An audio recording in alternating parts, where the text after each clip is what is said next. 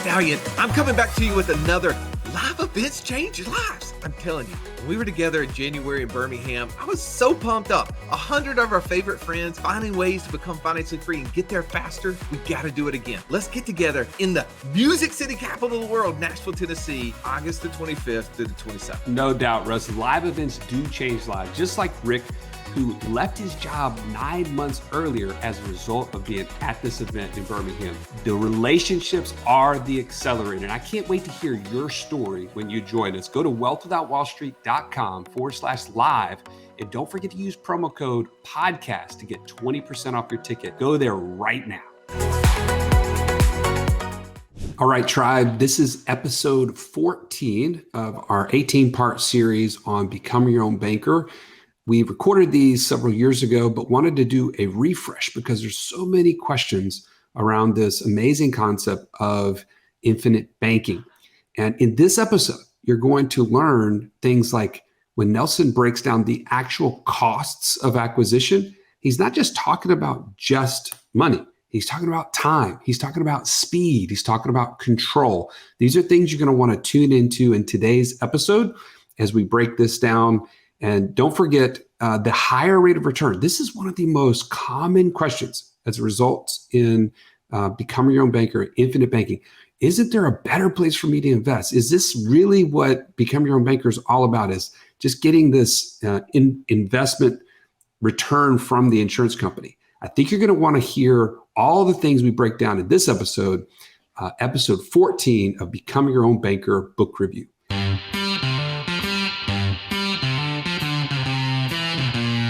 Welcome to the Wealth Without Wall Street podcast, your guide to understanding how to get out of the Wall Street rat race and start your own mailbox money lifestyle. Now, don't let these handsome Southern draws fool you. These financial minds are teaching our country to enhance savings, increase cash flow, and create passive income, all without the help of Wall Street. Are you ready to break through? Now here are your hosts, Russ Morgan and Joey Murray. Welcome. This is the Wealth Without Wall Street podcast. Your host, Joey the Italian Stallion Murray, joined as always by Russ, the idea guy Morgan. So Russ, we are diving back into Nelson Nash's famous book, Becoming Your Own Banker. And can you imagine, this is only an 88-page book, and we are on part 14. I mean, we either the slowest people in the world at breaking this down, or it's just that deep? Well, both. I think both is the answer there. Both and if this is the first time you're listening to our podcast, welcome. Glad to have you. And obviously you're going to probably want to go back at some point and listen to more of this, the first 13 parts of this book to better understand what we're talking about. But I think even just listening to today's subject matter, you're going to relate, because when the part that we're focusing on in Nelson Nash's book today is two different parts. One is the cost of acquisition. Anytime we have to borrow money, there is a lot of unseen cost strings, if you will, that come along with it. And I think you and I have both lots of personal stories there we can talk about. The second part that we're going to be covering in today's is, but I can get a higher rate of return, because we're talking about using cash value, dividend paying whole life insurance in order to perform the control function, the cash, the banking function, right? The alternative to cash. And a lot of times that subject matter is, but I can do real estate investing, or I can start an online business, or I could do a lending operation, and I can make a lot more money. And we're going to cover, yes, you can. And this is just the add-on. This is the plus to that addition. That's right. So I want to start real quickly as we're kind of leading off with the cost of acquisition. When I was younger and much more prideful, and someone who didn't have all the knowledge I have today. Wait, how long ago was this, just for clarity? Well, I mean, it depends. It could have been like a second ago. Yesterday. Right? But I'm going to take you back to when Megan and I were getting married. And this was before I knew her parents very well. So what I'm going to say, a little bit of a disclaimer here. I didn't know them, and they were not actually, if I would have known them better, I would have known what I'm about to say was really dumb. But I think it holds water into the discussion. So I was talking to her one night, and I said, hey, look, I want to pay for our wedding. Wow. Yeah, I didn't want to do that out of just good nature. I don't want your parents to not have to pay for it. I said that to her, Joey, because I wanted to control the process. I wanted to be able to do whatever I wanted, whenever I wanted, because I wanted. And I thought this is going to be a big event. And if someone else is paying for it, they might be able to tell me what they wanted done, and I wouldn't be able to choose if I wanted that. They're going to have strings attached to whatever it is that they're giving. This is a gift, but let's also do this. Well, here's the thing. By the way, FYI, that never happened. I never paid, nor did they ever ask us to do anything because they paid. It was a wonderful wedding. But that is the way I think of whenever someone else is paying for something, there are stipulations. Right. And I can imagine what you dealt with in the mortgage industry. Oh, man. Let me just say, I can pull out of the treasure trove of potential stories here, but one in particular I can remember. I remember on many occasions asking people for the most ludicrous of documents, right? Stuff that makes no sense whatsoever, but it was just, I have to check this box in order to get you approved for this mortgage. And in one particular instance, I remember talking to, this is a CEO of one of the health systems around Birmingham. This guy makes tons of money. He's trying to buy a house. Let's say it was, I don't remember all the particulars. Let's say it was $1 million, and I'm calling up Keith. Hey, Keith, by the way, I know you're buying this $1 million house. You're putting down $200,000, and you have an account that has $500,000 in it that you've already shown me. We've already verified everything for your down payment. But there was this deposit made into your bank account, 2 or 3 weeks ago for $297. And we failed to let the underwriter know what that $297 was, like where it came from. So I'm going to need you to write a letter of explanation, sign it, date it, and then provide to me a copy of the canceled check from your bank account so that we can prove that it wasn't from some unallowable place. Joey, I can right now imagine Keith wanting to punch you through the phone. Oh, I'm glad it was through the phone. If it was in person, that's exactly what he would have done. But the point I'm trying to make here, one, it was ridiculous to have to ask him that. But number two, what was the cost to him of one, having to take that phone call? Two, having to go now scrounge. This is 2 or 3 days before closing. So it's not like, hey, we got time to deal with it. He doesn't hand that off to his assistant because it's personal bank stuff. Right. So he has to stop what he's doing. We're talking hundreds to thousands of dollars per hour and go and find a way to get me these ridiculous documents so that he can buy the house so that he's not sitting there homeless. Here's the issue that I think we've all experienced, because we've all had something similar to that along the way. And we're like, this is ridiculous. Why am I having to do it? But those who have the gold make the rules. Yep. And there's this cost of acquisition that goes over and beyond the interest that we pay on the debt. And I think Nelson Nash is really wanting to drive home that point here, because he's saying, look, infinite banking, when we have designed a whole life contract the way we design them, right, we're putting as much cash as the government will allow us to put in them without them being a taxable account.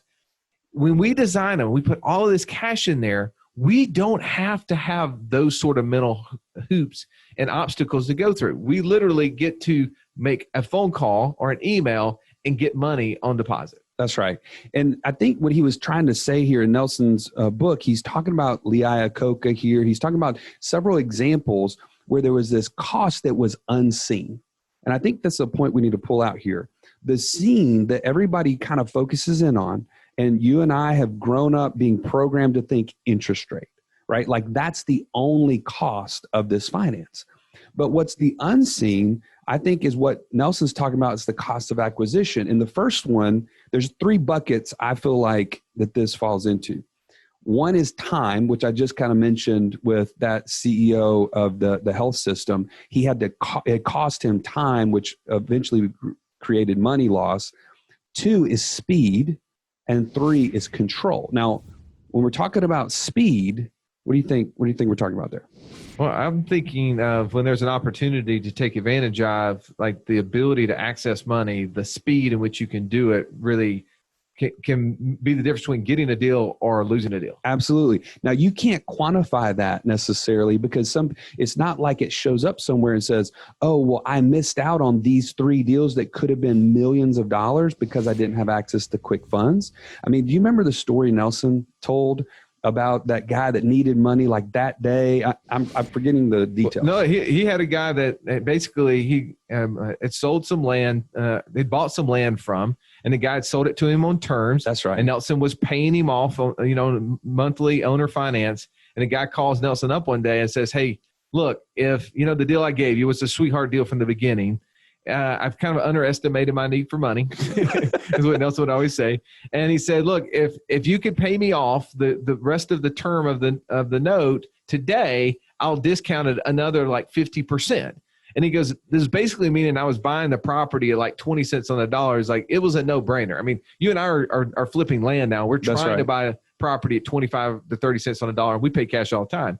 And he was getting that deal. And Nelson said, "Just stay where you are really quickly and I'll be back." And he went down in Birmingham. Actually, he had a life insurance policy with a company that was local. And he was able to go down to the home office and get them to write a check. And he was taking it back to that guy so that way he could get the deal. Before he changed his mind. I remember he said that. Yeah, he said before he changed his mind, because he knew the speed at which he could put a check in his hand meant that guy was going to do it. That's right. How many of you are real estate investors right now listening, and you know exactly what it feels like to have that deal go right out from under your nose because you didn't have access to cash today, and that's what would have made all the difference. So that's the cost of acquisition I think Nelson's pointing out here. The third is control.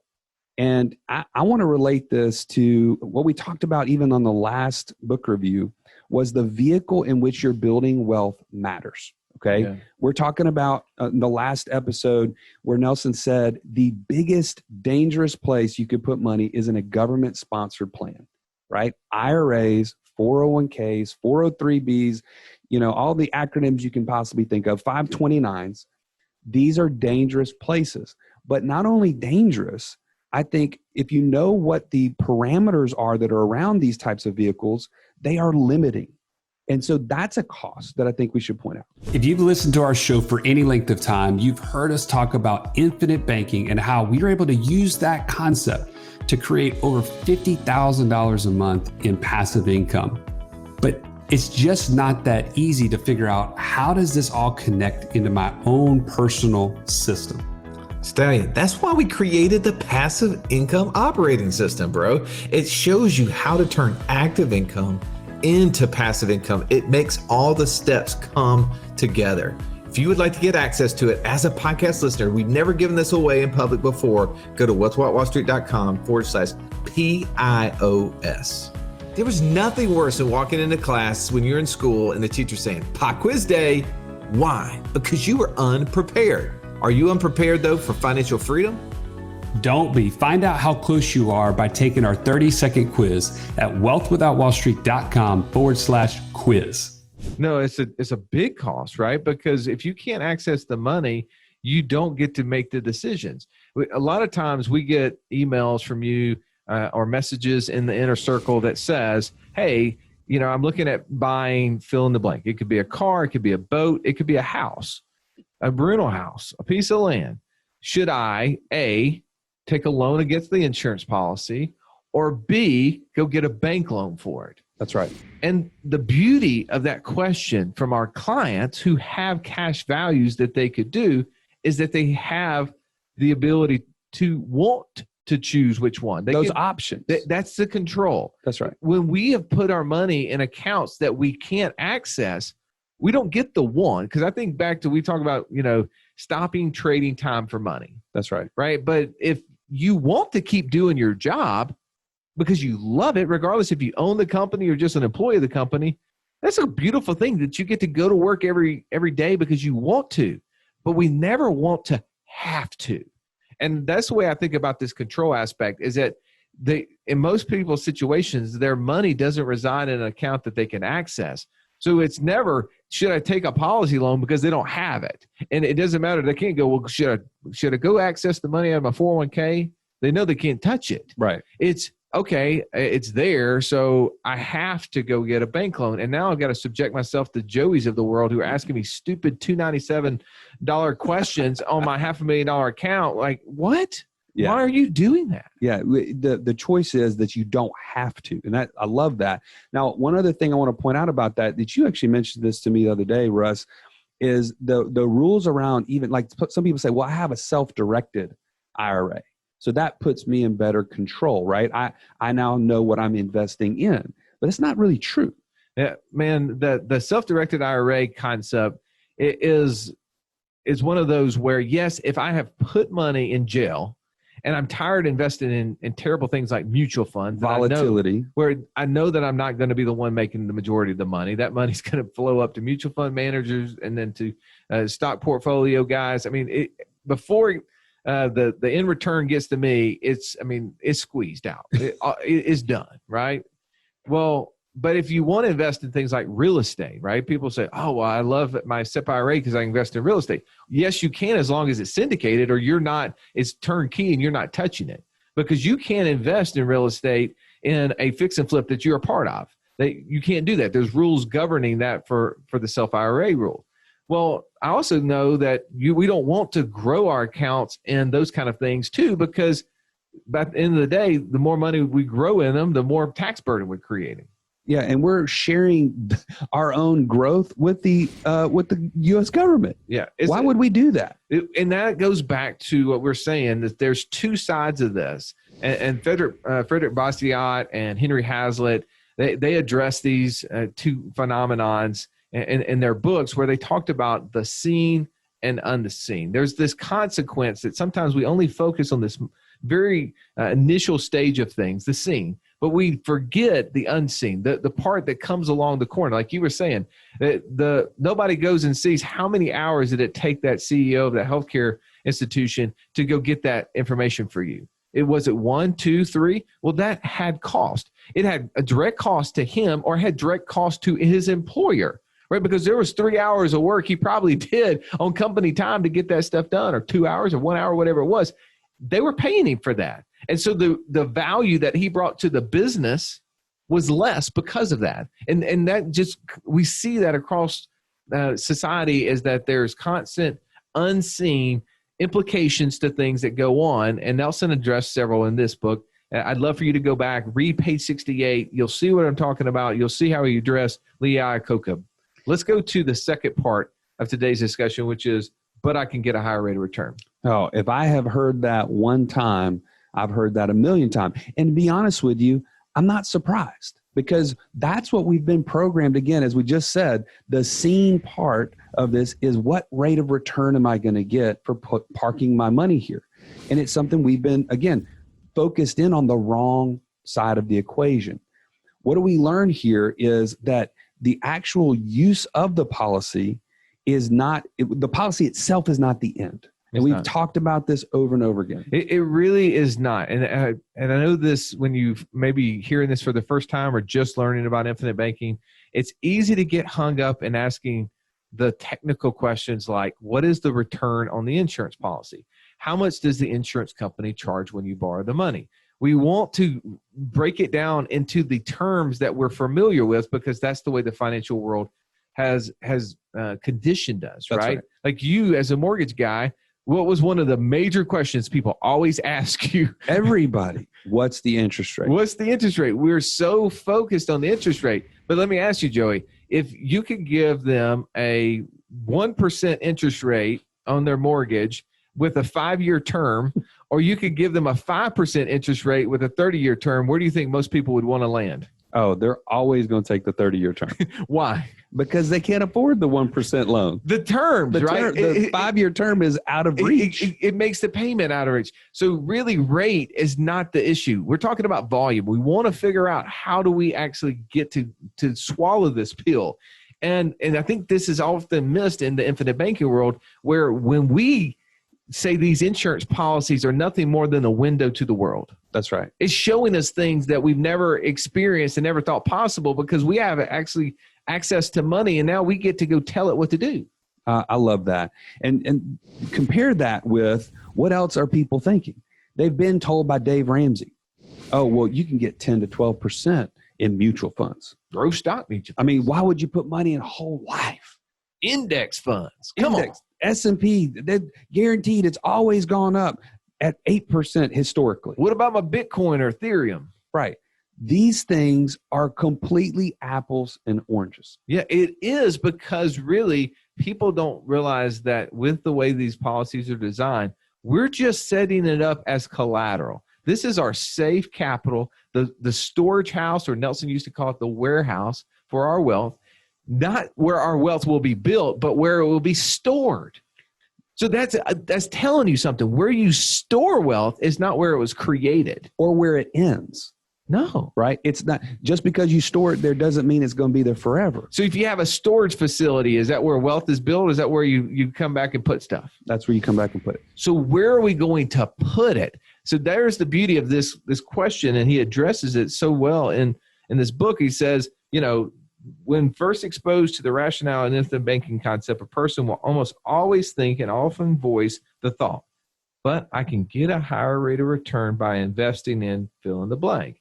And as we just said, infinite banking is an asset. It means I get the return from the insurance company. I get access to the money so that I can also and invest in fill in the blank. Now, I wouldn't choose any of the blanks we filled in a second ago, like mutual funds or Bitcoin or S&P 500 index funds, stuff like that, not as a true place for wealth.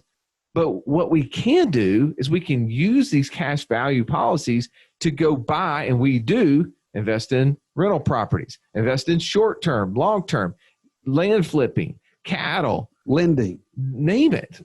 All those different things. That's why we have the inner circle, by the way. I'm going to do a shameless plug here. If you are not a member of our inner circle, you're missing out. This is where we're taking this whole idea, this process of infinite banking, and applying it and saying, what are you doing with your policy? The policy is not the end. It's always calling us to the table, right? Like we always need accountability. We need a network of people who are helping us. And it's easy for us to fall trap into thinking that, well, maybe the return is better. So I'm going to break down this one example. Is that okay, Joe? Yeah, let's do that. So Nelson says, let me demonstrate this point here. Let's just assume that one person wants to invest $100,000 into an asset over a 1 year period of time that will earn 20%.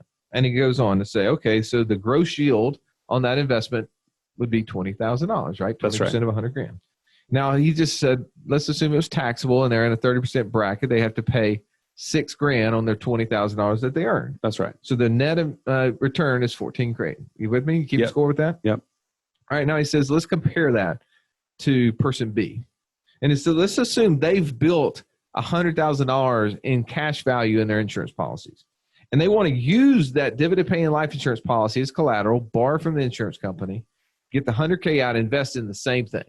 Now, if they both earn a 20% return, both of them now have a gross return of $20,000. That's right. Yep. But yet, if the insurance company was charging an interest rate, and in this example, he's an 8% interest rate. Now, most of our companies we work with now are 5%. Yeah. But he's just using 8% as the example. One of the companies he was using, I think back, this book was written in the early 2000s, was charging 8%.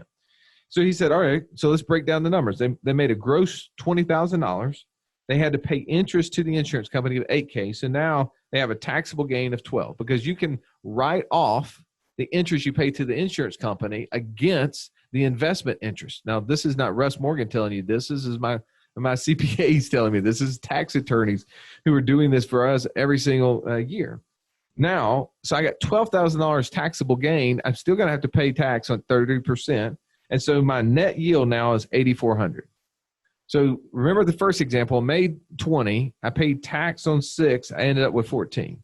In this example, I made 20, I paid $8,000 to the insurance company, then I had to pay $3,600 to the IRS on the rest of that gain, so I netted $8,400. On the outset, that doesn't sound like a good deal, Russ. That's where a lot of people miss it, right? That's right. But Nelson says, but there's more going on, right? What did your insurance policy do over that same time frame? While your money was out in this investment, not your money, the insurance company's money, the loan you obtained from them is out at work. Your money is in the insurance policy doing what? Yeah, it is growing. Now, what Nelson showed here was the insurance company earning 8% on the money. I'm going to tell you right now, again, just like Joey said, we don't pay 8% to insurance companies, nor do we earn 8% on them. But most insurance companies are going to charge you somewhere around 5%, and most of their contracts right now are growing at roughly 5%. So for simplicity, if you think of this in today's numbers, I would have an interest rate cost of 5%. I'd probably have a gain of 5%.